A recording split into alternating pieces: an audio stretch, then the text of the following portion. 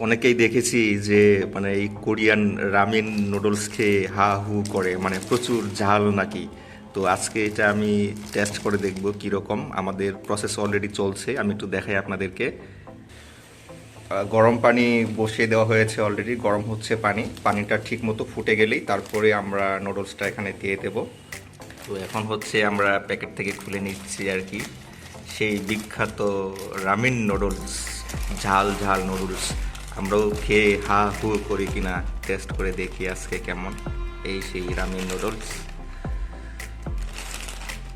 আর সবজি, পেঁয়াজ, মরিচ এগুলো তো যথেষ্ট দেওয়াই থাকবে।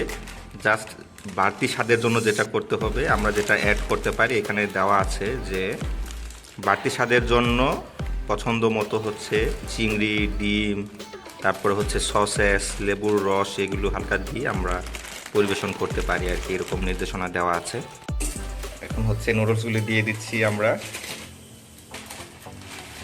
এটার নুডলসের সাইজটা একটু বড় লাগছে আমার কাছে। আমরা যে নর্মাল আমাদের দেশীয় যে ব্র্যান্ডের নুডলসগুলি খাই ওগুলো তো একটু ছোটো সাইজ থাকে, মানে চিকন সাইজ। বাট এইটার সাইজ একটু ভিন্ন বা একটু বড় সাইজ আর কি। আর সাথে এই যে বরাবরের মতোই আর কি এই যে এই মশলাগুলি দেওয়া থাকে, এই মশলাগুলো দিতে হবে। এই মশলার মধ্যেই সম্ভবত ঝালটাও দেওয়া থাকবে। তো নুডলসটা যখন মোটামুটি একটু সিদ্ধ হয়ে আসবে তখন হচ্ছে মশলাটা ঢেলে দেবো আমরা। ওকে, বলছে যে এটা নাকি শুকনা মরিচের গুঁড়া প্রচুর এখানে দেওয়া আছে। শুকনা মরিচ না, মানে শুকনা মরিচ তো ঠিক আছে, বাট এটা মেবি সেই গোলমরিচের ব্যাপার স্যাপার আছে আর কি এখানে। সেই গোলমরিচের জন্যই বেশি ঝাল মনে হয় আর কি।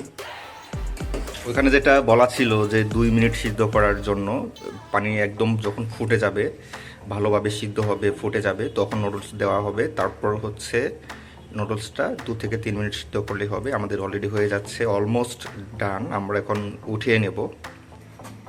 তো বাড়তি স্বাদের জন্য চাইলে আপনারা এরকমভাবে ধনেপাতা কিছু দিয়ে নিতে পারেন। আমরা ধনেপাতা এখানে অ্যাপ্লাই করব। এই আমাদের ধনেপাতা অলরেডি দেওয়া হয়ে গেছে। একটু নাড়াচাড়া করবো এটা যেন পেকে গেলে তারপরে আবার উঠিয়ে নিতে পারি আর কি।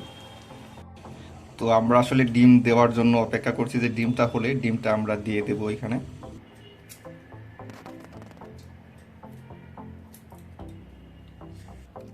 ওহো, আমাদের রামেন নুডলস রেডি হয়ে যাচ্ছে, আমরা এখন খাবো।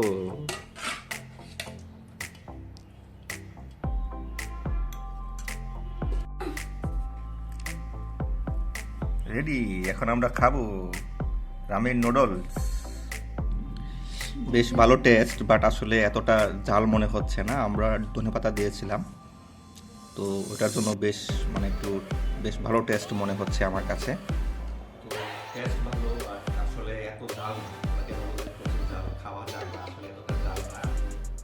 অলরেডি টেস্ট করে ফেলেছি।